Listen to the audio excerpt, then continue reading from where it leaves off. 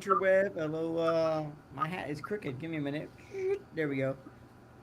Now we're good. Now we can function properly. Hello, everybody. I'm Jose Fuentes, one of our hosts on the Silverline Show on Tuesday, and I got Ron, the old guy. I just Yeah. realized you put that on there, Oh, dude. right? Hey, truth in advertising. The old dude. That's right, the old dude. You got David Rios Hello. and Brent Larson. Brent Larson, how you doing, buddy? I I'm had to tired. say your name more mellow because you're so chill. You're so laid back. Am I? Yeah, that's what I feel. All right, And it's late. and it's late, right? And I'm hearing an Okay. echo. Let's. You're hearing an echo. Is it coming from me? I don't know. Oh, All right. Then let's get into it, right?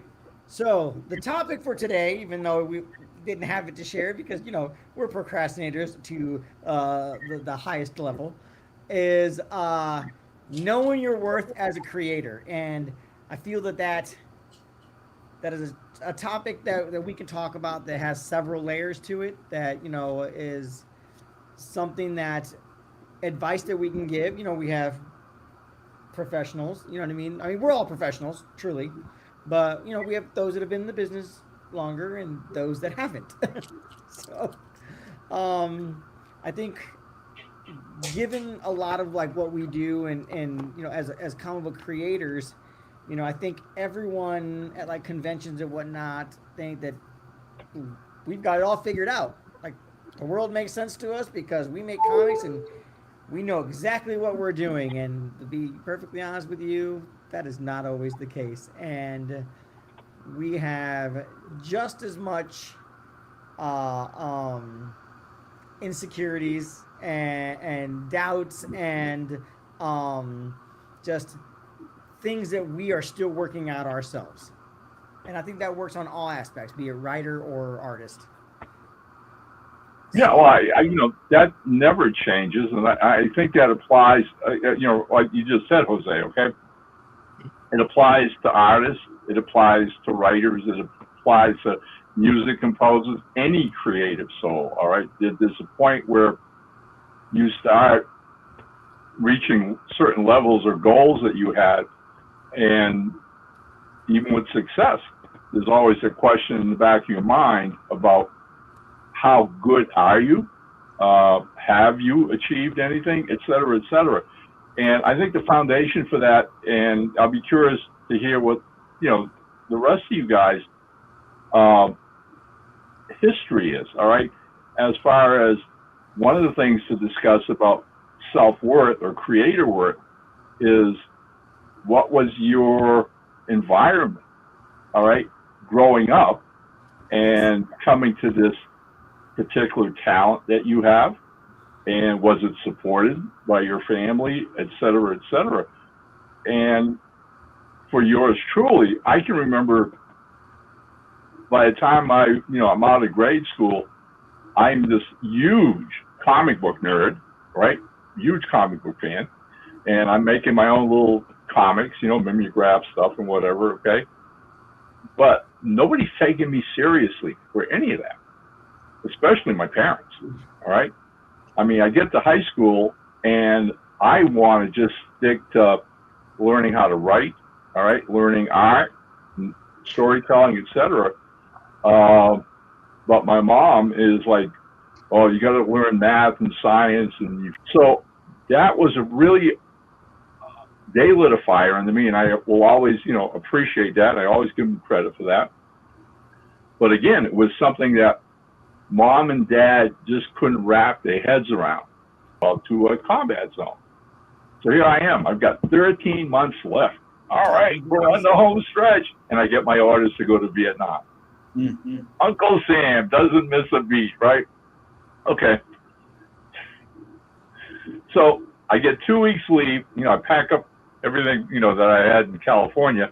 And I come back home to New Hampshire for 2 weeks. And while I'm home, I get to thinking, about where I'm going, what I'm going to see, and my little hometown, and I mean, it was population 8,000, right, had a weekly newspaper, came out once a week, right, called the Free Press. So I think it's just the start of the second week home, and one day, just on a whim, I take a ride down to their offices. I walk in and get to talk to the managing editor of the paper. Introduce myself to him, right? Tell him I'm getting ready to ship out to Vietnam by the end of the week, and that I like to write. And would he consider the possibilities of me once a week sending them an essay from where I'm stationed and what I'm doing and what I'm seeing over there? Well, he went ballistic over the idea. That was it. Yeah, please, boom, boom, boom. Yeah, we want you to do this, et cetera, et cetera. So I go back home and I told my folks about it. I think Mom was like, all right. I don't know if she believed it was going to happen or not. Dad had been in World War II. He'd been in the South Pacific himself. He'd been in the Philippines in World War II with the Army. And again, I don't think either of them had an idea what this would entail. That's it. End of my leave, my brother takes me to Logan Airport in Boston. I fly to California, San Francisco on a plane. And here I am in country, all right, starting my year tour over there. Once I'm settled in there, where I was stationed, my duty there, and got comfortable, sat down, and literally, using one of the typewriters in the office, wrote my essay about my travels there and how we landed, where we landed, i.e., how they picked us, how they sent us to which unit we were going to go to, those kind of things, and some of my earlier thoughts about the country, i.e., like, give you an example, guys. I'm in the bus leaving the Tan Son Nhut Air Base, the Air Force Base, going into Saigon, where at Army headquarters, they're going to look at my paperwork and send me to whatever unit I'm going to be assigned. And as we're riding down the road with little Vietnamese villages and jungles here and whatever, look out in the distance and you see these columns of black smoke just rising up everywhere, black smoke. So one of the other newbies asked the bus driver, right, who's been there for, almost a year about, so what's all that black smoke? And he goes, oh, they're burning shit. What? Yeah, oh yeah, if you're out in the field and you're in a camp, there was no flush toilets.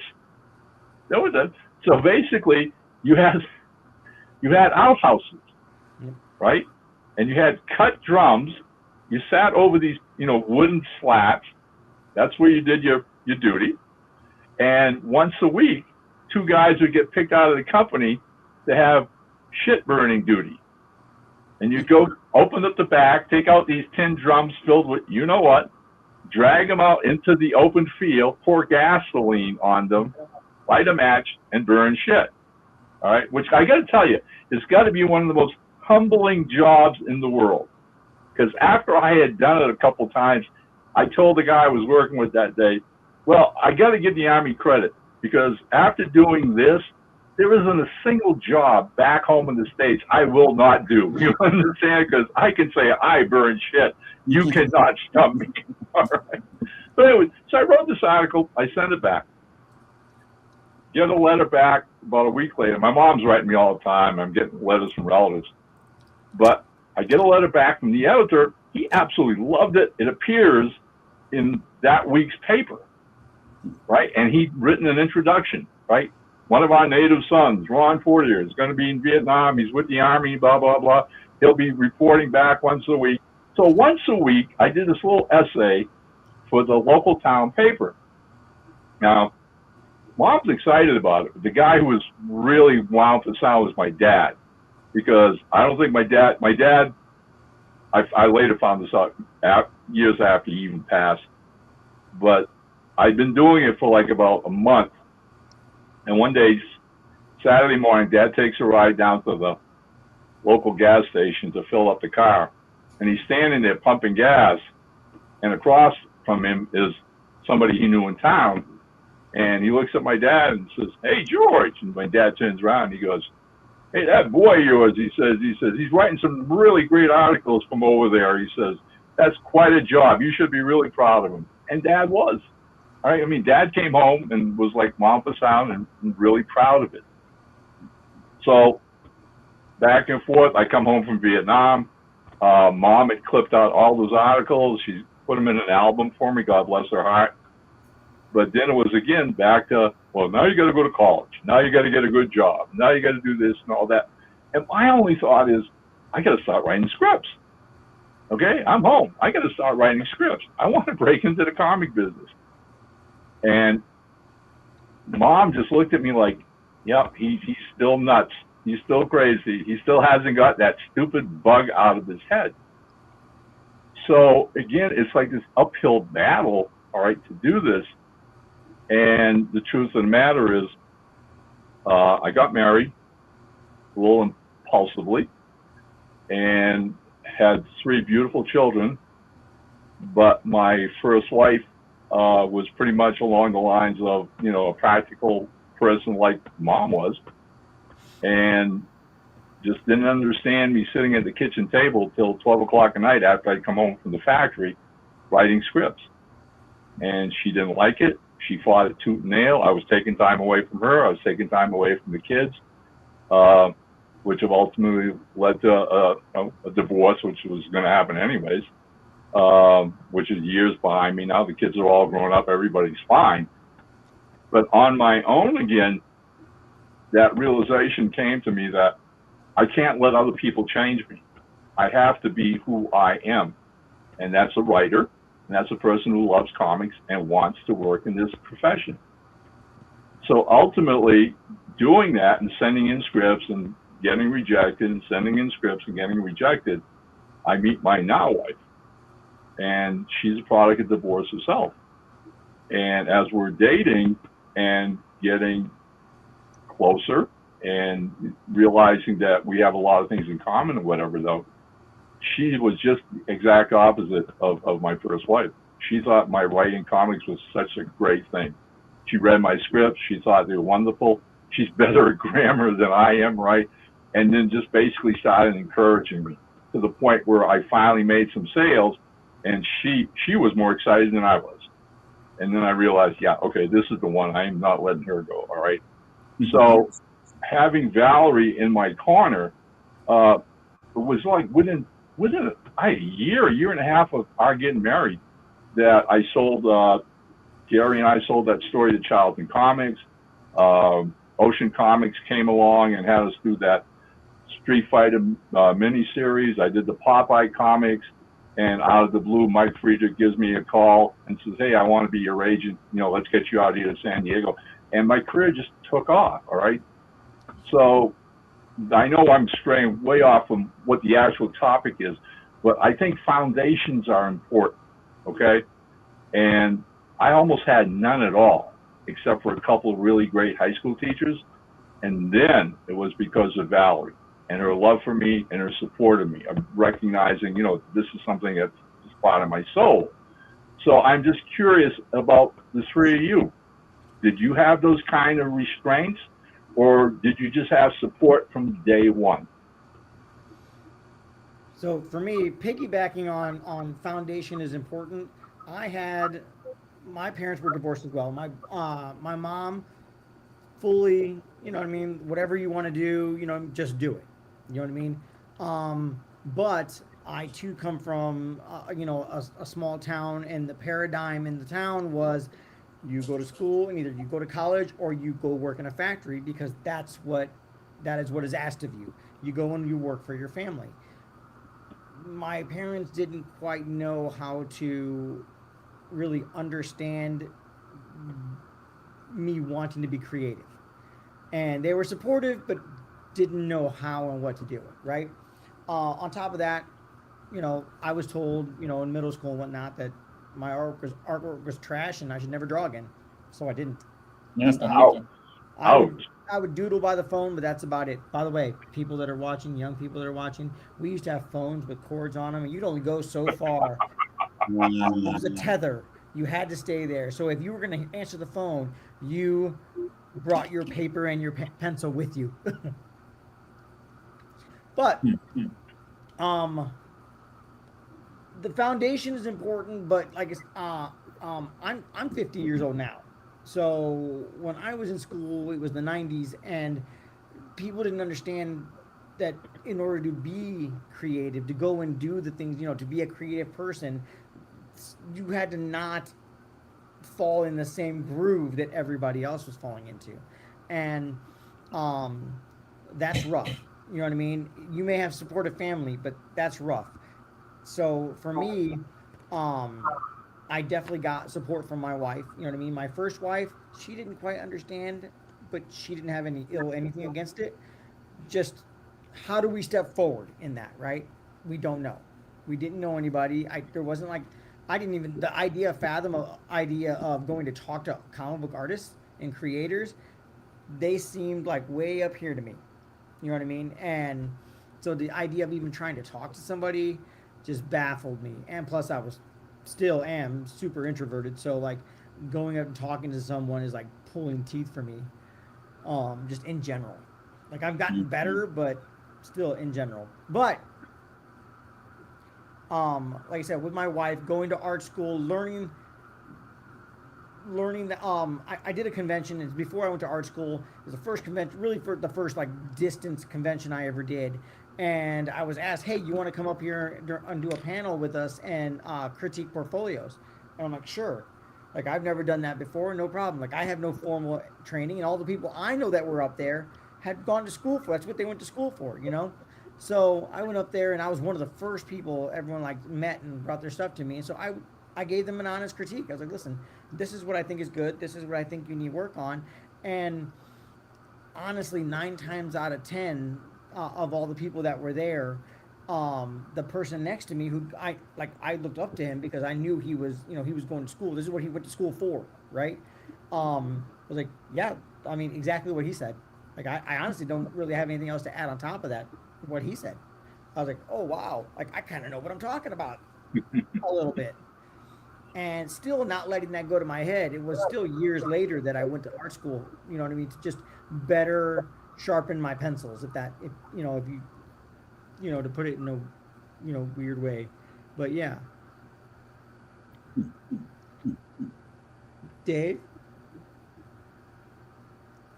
just came out the egg. Computer stylus in hand, ready to go. Sounds like he's calling me a chicken. I don't know. No, I'm calling you Dolly. You remember Dolly had that video where like he birthed himself out of an egg. No, yeah, it's really different for me because with my family it was my mom was an artist. She's more a writer, but she also, she also was good. She was pretty much good with just about anything she would do, painting, penciling, just everything. So I definitely got my talent from her, but if you call it talent, my excuse. But nobody else in my family was into comics or anything. Kind of a niche thing to me, still is. But I was always a technical person. I loved, drawing, sketching and all that stuff. And I talked about this before, but my initial goal was to go engineering route. And then going through in college, I realized that I just like drawing. I didn't really care about the what made up the metal and all that stuff. So I switched in the middle, but I had taken art classes and things like that. But I ended up, and it really to kind of date myself, when I went into college, I moved into, it was called commercial art at the time. And they were just the new term that was out, and it was kind of the hip thing for schools was, they were teaching people to do graphic design. Graphic design. So one of the teachers that I got was he was from University of UC Fullerton and ran the thing there, but he was teaching at the local college that I was at, and I learned a lot from him. I learned a very wide range of things, not just he did painting, we did text, point size. That's where I learned all the points picus things we had a conversation about earlier. But I learned a lot of the production. I learned about things like, using, we were using Amber Lith, not Ruby Lith at the time. But so, creating the layers through multiple, the colors through multiple layers and all that stuff. So I learned a lot of that stuff from there. But I got into it late, but I was interested in comics and all that. And, it shot to going to comic shops, working in a comic shop, just everything kind of just steered towards that. But I just love to draw. And ironically, nowadays, more that I'm doing is coloring, not drawing, which I didn't even pick that up. But like I said, I started out doing inking originally. My first couple of pieces in the comics industry was inking, and kind of just migrated that path. I've always had that thing, and learning about it and experiencing it, kind of opened my eyes to things like, colors and things like that, and, how, you start paying attention to things like, moods and all that, things like that. So that's kind of the way I just kind of migrated into that. And I was technical, so I could do some more kind of advanced things, but I tried to throw art with it. So things like I did some side work for doing back before they pretty much went away, but using Macromedia, and just going through and I made things like battery pages and stuff like that for this one company, which will segue back into the topic. As far as money goes and all that, that was a job that really taught me about the idea of the infinite change loop of, oh, well, this is good, but what if we do another change? What if we do another change?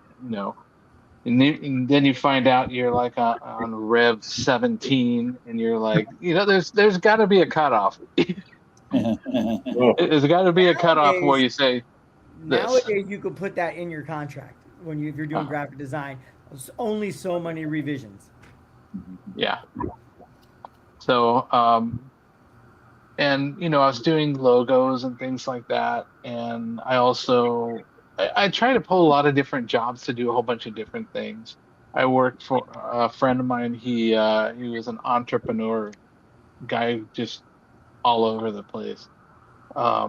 Real sharp business guy. And one of the things that I did was he created these bodies for RC trucks and stuff like that. So I would do I play around with a lot of the things like the sticker kits that went on them, and the tail lights, the headlights, the windshields, the wipers, just all that, because it's very detailed and all that. And then I did some sketches for like paint jobs for it and things like that. So I did that stuff, and when I left Marvel, I went and worked for a company that was contracting for MCA Universal. So I learned, a lot of things like, Cork Express and things like that, because they would go through and they were doing the whole gamut. They would do posters, Laserdisc boxes, VHS boxes, and things like that. And one of the things is I worked with a design team where during the day they would do most of that stuff, and then they'd hand me like we talked about before, a SideQuest drive file and say, all right, well, we need you to go and go to the printer and get that. And by the way, I'm going home, so if something doesn't work, you're on your own. It has to be delivered by 8 a.m. So I would do that, and I do that all night, and then get like an hour of sleep, and then get back on that famous 101 freeway going through Hollywood in traffic, trying not to fall asleep. So, yeah, that's it. It was a whole different ball game of whatever it took to do it. And my parents always supported me in my art and whatever I did. They always taught me, though, work hard, put all your effort into what you're doing, and all that. But pretty much the journey on the art was mostly the stuff that it's kind of my journey. But they were there.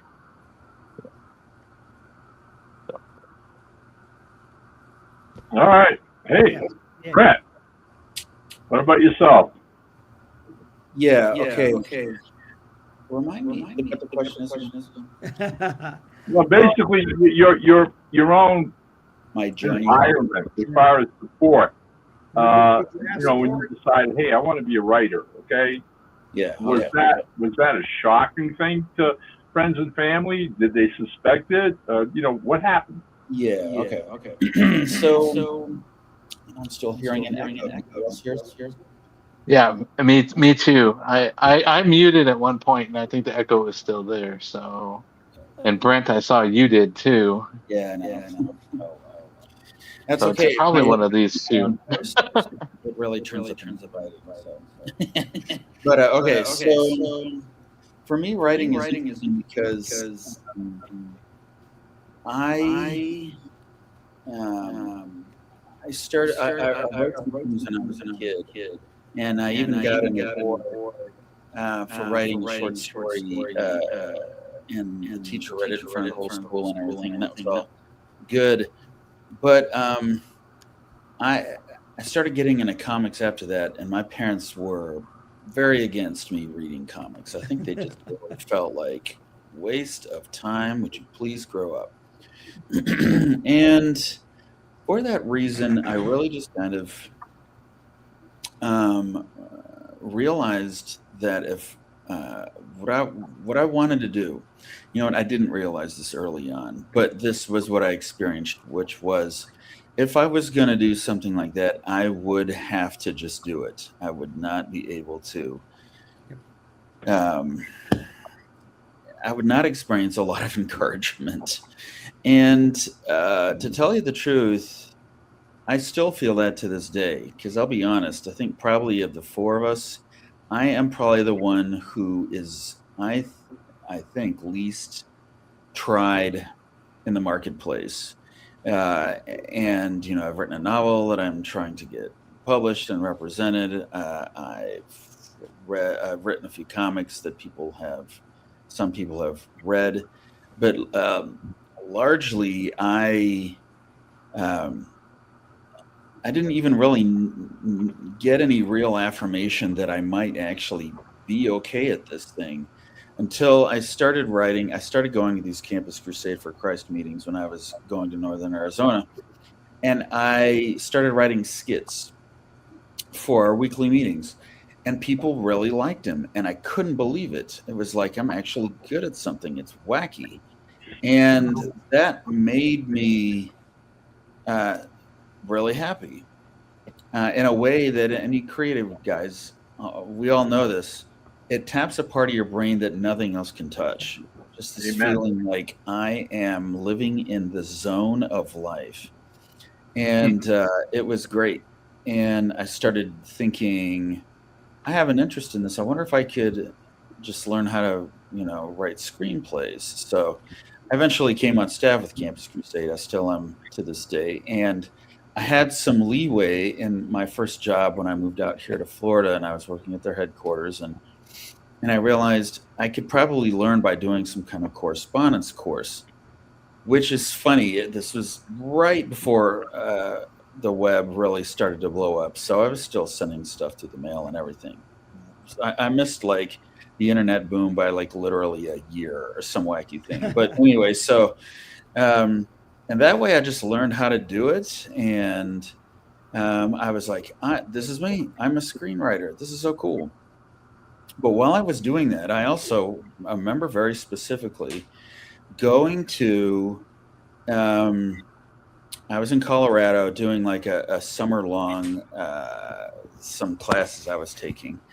And I went to Barnes and Noble and I saw a book that said how to become a novelist in 27 steps or some way. It was not any more nuanced. It was very like, this is exactly what this book is about. You know, it was one of the least clever titles I've ever encountered. But anyway, I was like, okay.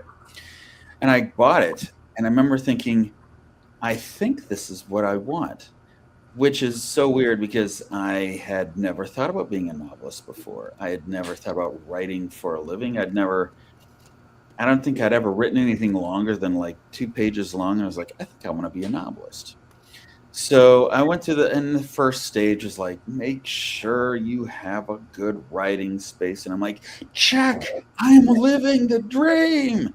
And then I think around this 5th step, I just kind of forgot about the whole thing. But what was weird is it had a seed had been planted. And I was like, I think writing just might be something that I might be good at.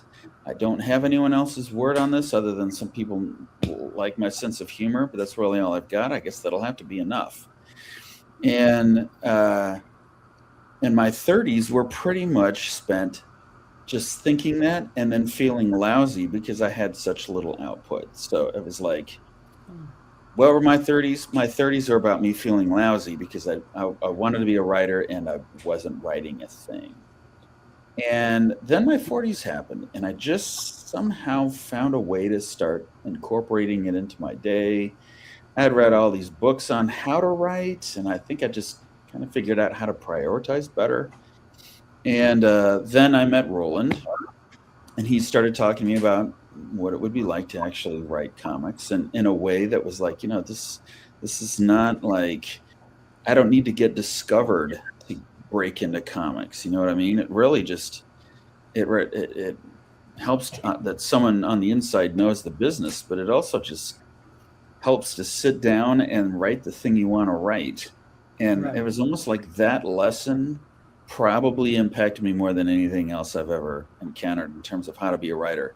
If you want to do it, you really just have to sit down and not do anything else.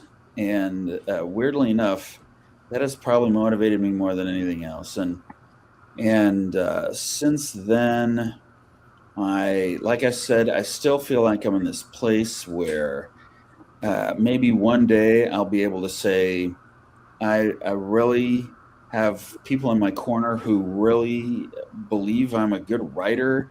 And until then, I'll just have to do that for myself, which feels at times like I think I might be self-delusional on par with the guys who think they're Napoleon. You know what I mean? But that's okay. I'm not hurting anybody, so I'm just going to keep trying to believe, you know, and hold on to that feeling there. So I'm going to do that, and that's probably it. That's probably all I've got. And it is funny as I'm listening to all your stories. One thing that we can all have in common is that it is such a singular. Each of us have such a singular story. Ron in Vietnam, Jose, you at school, David, your graphic background. I mean, and I've met so many different creatives, and none of them are the same. There's something that motivated them. Oh yeah. And it was different from everyone else around them. I know accountants. They all have the same story. Good for them. You know, I'm proud of them. Keep it up until AI takes your job. But until then, it's all good. I'm happy for you. But creatives and especially writers, no. There was a succession of events that should not have produced anything in particular, and bam, suddenly here we are. Right? Well, let me ask the three of you, okay? Without making the assumptions ahead of time, right?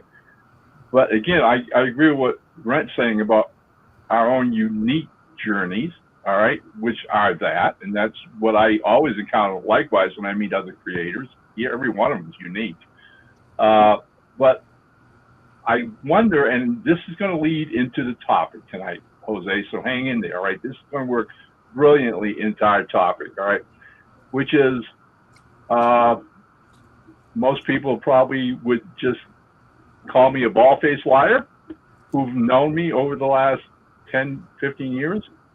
But for the most part of my life and what we just talked about, my growing up, my formative years, all right, my teen years, my young 20s and 30s, whatever, I was born an introvert. As big an introvert as you could ever get. Okay? It's a bold-faced, a terrible lie. Living it solo, okay? And Jose, you made that comment earlier, so I take it you agree. You were born an introvert. You dealt with that. Brent, introvert? Absolutely. Okay. David? Oh yeah, I'm the one that used to like hide behind and peek out from behind my mom. So all right. See, so and now I was even in theater, and even when it came to accolades, I always pushed everybody else in front of me. Yeah, come on, I go. They're cheering for you, not me. I'm just a side dude. All right. So what I'm going to drive to is imagine. I mean, obviously, we've all met extroverts, okay?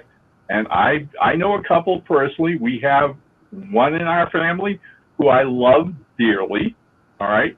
But she is the world's greatest extrovert. She could never be anything else, all right? That's the advantage we introverts have, by the way. We can grow, evolve, and change. But extroverts can't. They're casting that die. So now, Jose, put up that picture that I sent you as the theme for tonight and how that works. Put that up, and we will get into this. I want to get into something. Come on.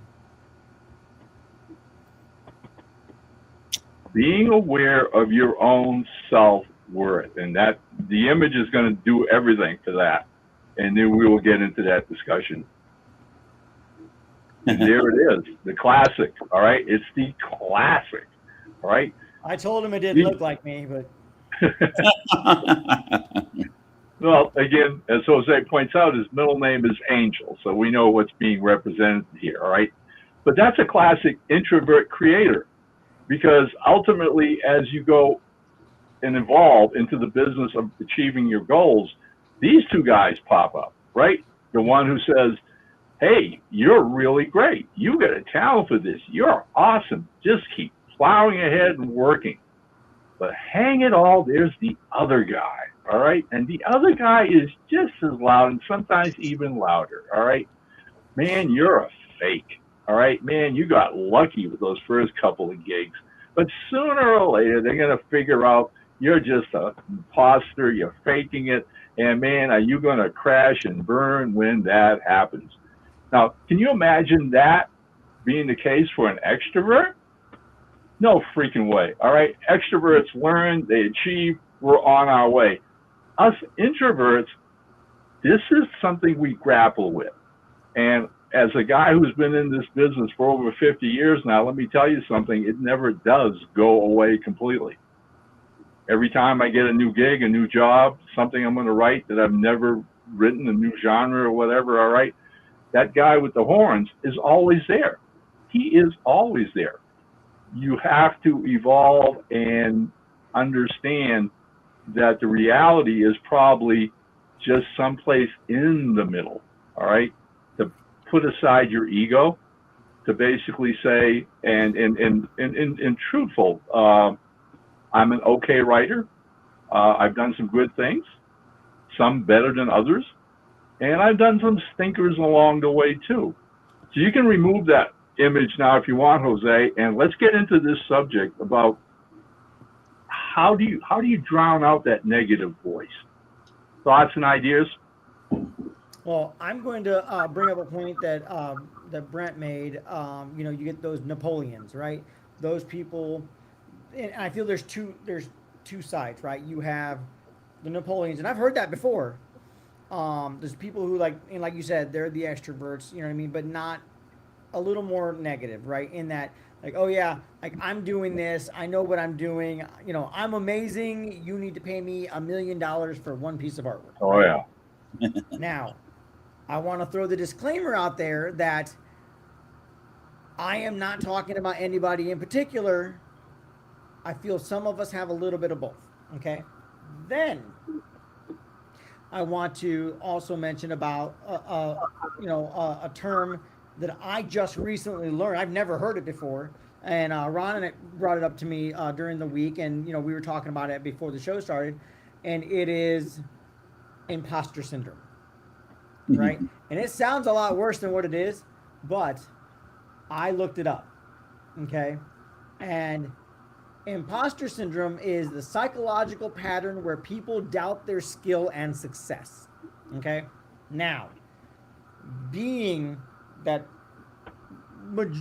everyone on this screen right now is an introvert, we get that a lot. I definitely get that a lot. Breaking into comics, and I say that term very loosely. Like you say, it's not really breaking into comics. I was blessed that I was able to, get noticed by Roland and be able to do the things that I do for Silverline, the things that I do for Pickle Press, the things that I do, for Room 23. I am staying busy. But man, like when asked by Roland, it's like, hey, would you do pencils for obsoletes? It's like, yes. I was taught in school to say yes to everything.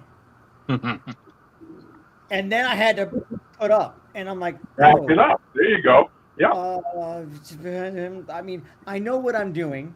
I know how to narratively lay out a page. I know how to pencil. I've been doing it for years. I got into the Kubert school, you know what I mean? I had to at least know a little bit of what I'm doing. But man, jumping in, like, can I do it? Do I have the skill set? Do I have the talent? Do I have the training to be able to do the work, to do the pencils? And I haven't heard complaints from Roland yet. I think he likes what I got. But even going to conventions, I see other artists. I don't compare myself to others. What I like to do when I look at other people's artwork is kind of deconstruct it in my brain. How did they do this? How did they get this angle? How did they get this color? You know what I mean? So that maybe I could improve, in doing something. Oh, you know what? This guy did it this angle. Let me do that, but let me flip this around this way. Let me see if I can, do sort of the same with mine, but not. You know what I mean? You always want to keep things different. You always want to keep things fresh. And in going along with the knowing your worth, that took time. That took time in not just hearing people, oh, dude, your artwork is awesome. Like you should do this, you should do that. I think it's detrimental against when I do artwork and people's like, oh man, you should do tattoos. I offended you in some ways. Tattoos are beautiful, right? There are some that are just absolutely gorgeous. The vibrancy, the artwork, the rendering, and then there are some that, how drunk were you? But it's never. We go back to, and I think this is the connecting thread of what we're talking about, and why I wanted to bring up that whole idea of support and foundation somewhere along the line. All right. Yes. Because, again, once my career took off, I was just riding the wave, just having the time of my life.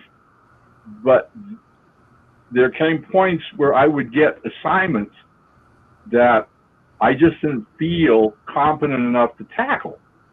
All right, to say, this just isn't my field. This isn't the genre that I work the best at. All right, if I take this assignment, I'm going to blow it big time. All right, it's going to be gone. All right, and this is what I'm talking about, which continues even as you go through, decade after decade. My saving grace is having my partner who recognizes when I'm in that funk, all right? When she can look at me and go, yeah, you're doubting yourself again. And I'm like, but I started giving her reasons, why I shouldn't take the job, this or that, right? And she just gets practical to the point of saying, all right, so how many comic books have you written up until now? It's a crazy number. Mm-hmm. How many short stories have you written up until now? Another crazy number. How many books have you written up until now? Right? What are you doing? You know doggone well you can do this. Call them up and tell them, yes, you'll take the job. And again, it's just like, yeah, why on earth did I doubt myself? But again, there's always that little fear of failing. I mean, no offense, but I mean, I have gotten some really nice reviews in my careers, but I have gotten some pointed barbs about, 40 is a hack. He can't write dialogue. This plot is been rethreaded. He gives us the same stuff all the time.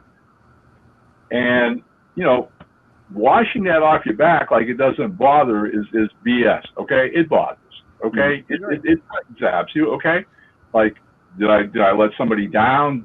I wasn't, again, and it wears away at that foundation of your own worth as a creator, of your own talent, all right?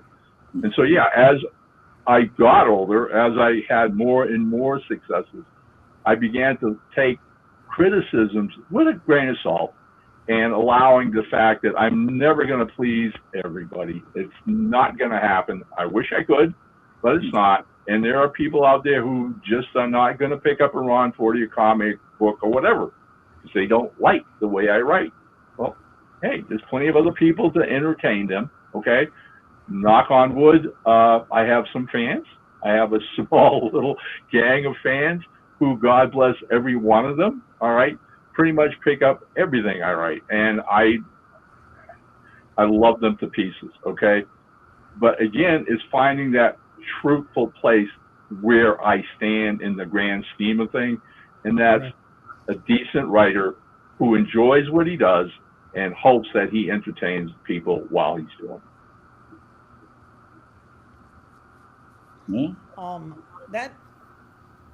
That's all we hope for, right? That's what we want. We want to be able to entertain someone. It's not just, I have this itch, I have to draw something. I have to continuously draw something. I mean, I do. I continuously draw all the time, even if it's just doodly, squigglies, everything, right? I was just talking to my daughter today about inking because she said, I have such a trouble inking because I want to go real slow so that my line's clean, but every time I go slow, it gets, wobbly. And I was like, you have to breathe through it. Like, I know it sounds real weird, but just, right? And just do it. Commit to it, and it's going to be what it's going to be. And you'll notice the line is going to be straighter than what you think it's going to be. But that's the same thing in doing with artwork, in writing. You know what I mean? If you want to write books, if you want to be a comic book artist, Ron, you wanted to be a comic book artist, like, this is what I want to break into, you do it. And we're going to get those voices in our head that say, hey, back up, stall, don't do it, don't step forward. And I heard it a lot, in my own head, hearing it from people. Finally it got to the point of like, I just have to do this. And your foundation is truly supportive. You know what I mean? Or not. Your foundation is important. It's pivotal, because I would not have pushed through to do the things I do if I didn't have my wife. You know what the saddest thing in the world is, guys? All right, and Jose, you said something which I really appreciated, because one of those English teachers I had taught me that whole bit about no is the easiest word in the English language to say. And it comes out of your mouth just like that, because we don't like change, we don't like challenges, right. Okay? And somebody suggests something to you, offers you a job, nope, walk away, all right? But when you say yes, immediately, just leap of faith. You jump over the edge of the cliff, like you said, then you got to put up, all right? You've committed yourself, and you got to put up. And more people should learn that little trick. Get rid of the word no. It only closes doors. Yes opens opportunities. All right, folks, listening to this, yes, say yes. Okay, so I remember years ago meeting a young guy who wanted to be a professional inker in the business. And he was forever writing Marvel and DC and asking for sample pages of pencils that he could ink and do his sample and tryouts and send them in. Guy was really great and super talented, so that the guys in our community back in New England who were doing independent comics would get him on board. His name was Ken, and he would ink for them. And guys, it was professional level inking. So lo and behold, Marvel gets back to him and sends him all these Xeroxes of pages by Sal Buscema and Steve Ditko and stuff like that for him to try out on, right? We're so excited for him. Go Kenny, all right? So I don't see him for 2 weeks, end up at the comic shop, and there's Kenny that day. And I say, hey, Kenny, did you get those pages back to Marvel? No, not yet. Why not? Well, you know, Mom got sick, and I had to take care of her, and this happened, blah, blah, blah, all right? So that door closed on him. It's shut.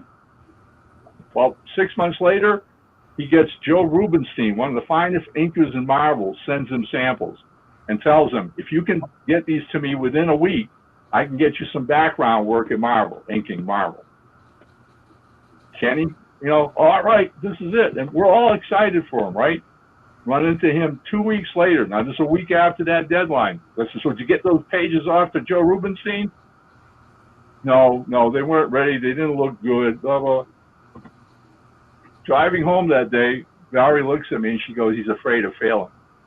Yep. I said, yeah, that's why he's not going to take a chance. That's real. He's so afraid of failing that he's not going to get out there, so he doesn't have to worry about failing. Wow. Come on. Yeah, jeez. And that's that little voice again, right? You're not good enough. You're not good enough. So why even try? You know, avoid the pain, the suffering of failure.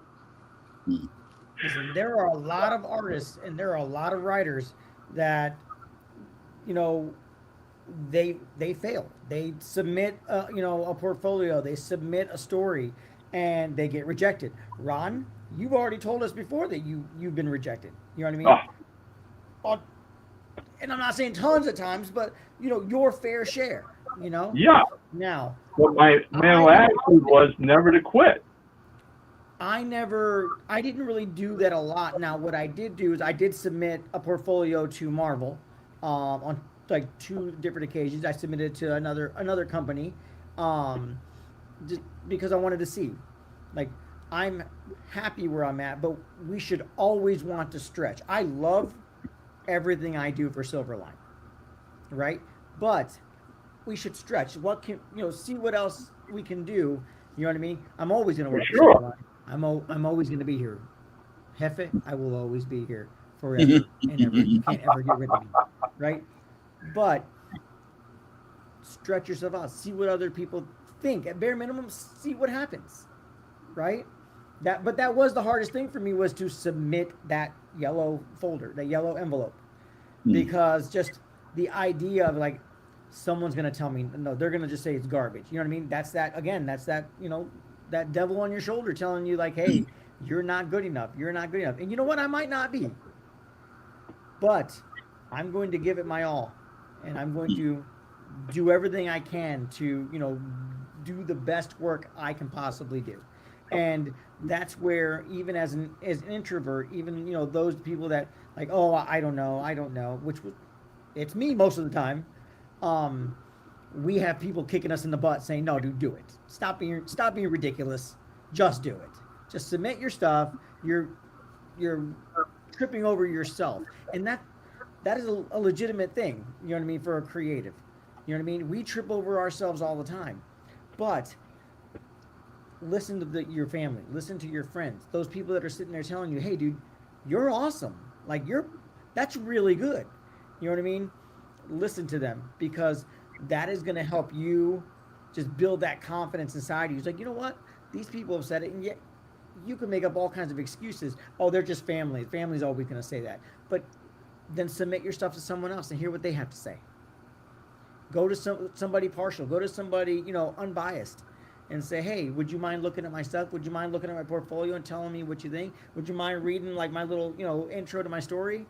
You know, whatever you got to do to get feedback.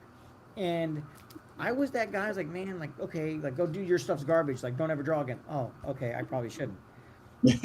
Then I got past. You know what? I absolutely love what you're saying, Jose, because this adds one final, you know, little note that probably we should wrap everything up with, and that's all of us have made it. Okay, every one of us here have made it. So. Okay, And because we have that don't quit attitude, the world's full of people who quit. It is, all right? The winners are the people who don't quit, who stick to it. But like, the old Spidey Man adage, right? With, great powers comes great responsibility. Well, you know what? When you do make it, when you get some success, when you're lucky enough someday to find yourself at a con sitting behind the table as the invited guest, okay? Don't forget any of this, Right. especially when those young creatives come up to your table, all right, and want you to look at their work and want to talk to you about it, all right? Yeah, it's fine to have a decent, honest little critique, but don't be destroying people's dreams, all right? Right. Be positive, okay? Tell them, yeah, this is good, all right? Yeah, you got potential here. A little crude, but this is what you need to work on, and you're going to do great. This is awesome. That's what you have to take from all of this, okay? If you've achieved your dreams, then the greatest thing in the world is to help other people do the same thing. Right. I forgot the chat, but there's a couple comments that just came in. Sorry, chat. I love you guys, but I forgot. But Jim Ferns, and I've been there. Truly, we all have. Some of us deal with it a lot better than others, but we keep pushing on, and when you talked about, hearing stuff from people, hearing critiques and whatnot, it'd be encouraging. Always, like, I think I heard it was Jim Lee, I believe, said it in like an interview when he does critiques. He does them in that he gives 3 positives and then 3 things that he feels needs to be worked on. Not wrong, things that aren't wrong, things that need to be worked on, things that need to be improved, right? Yeah. And then Pop said, the madness, 6 years enrolling, never quit, never give up. Amen. You're going to hear a lot from people that, move on, don't do anything. Why even try? Dude, because we can't stop. Like, this is what we do. This is what we want to do. If you really are passionate about it, move forward.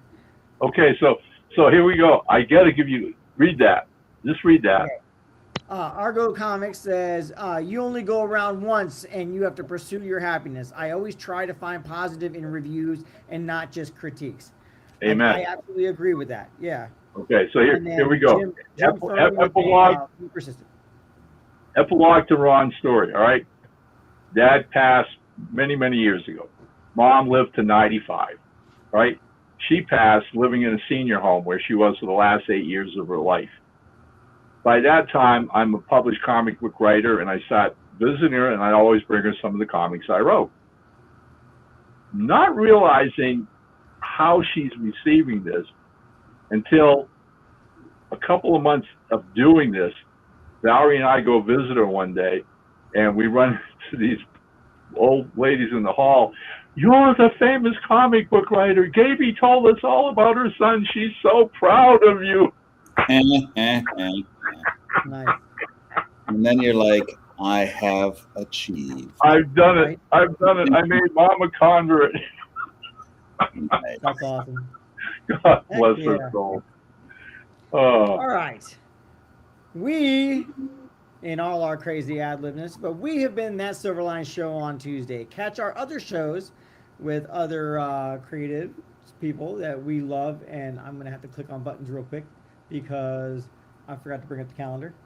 But, tomorrow, the Wednesday Whammers have colorist and animator Jeff Balke, I'm pretty sure I say his name right, to do interview. He's doing a 2D animation, doing it, digital animation, but like his own characters, his own stuff. He started off doing colors for some comic books here and there, and just I met him at I believe it was MegaCon Orlando, and my son still has the Raphael piece that he hand colored with markers, paints and stuff like that.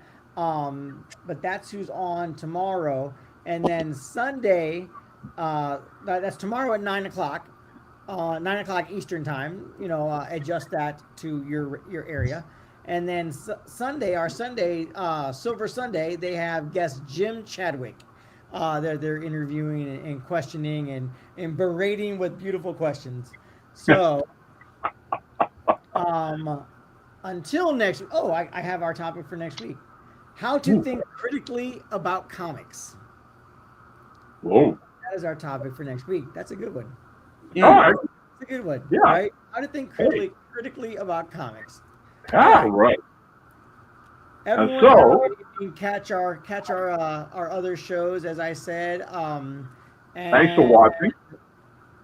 Yeah, thanks for watching. Thanks for being here with us. And Tell your friends about us, please. Right? Spread the word. I'm all over the place, guys. I'm all over the place. This is why Tim does it. He's a better speaker than I am. Tim, hurry up and get moved in and get back on the show. But until next week. Until next week or next time, make mine. Silverline. Somewhere in there. Hi, I'm Chris Olm. I'm the former editor-in-chief of Malibu Comics. Make mine Silverline.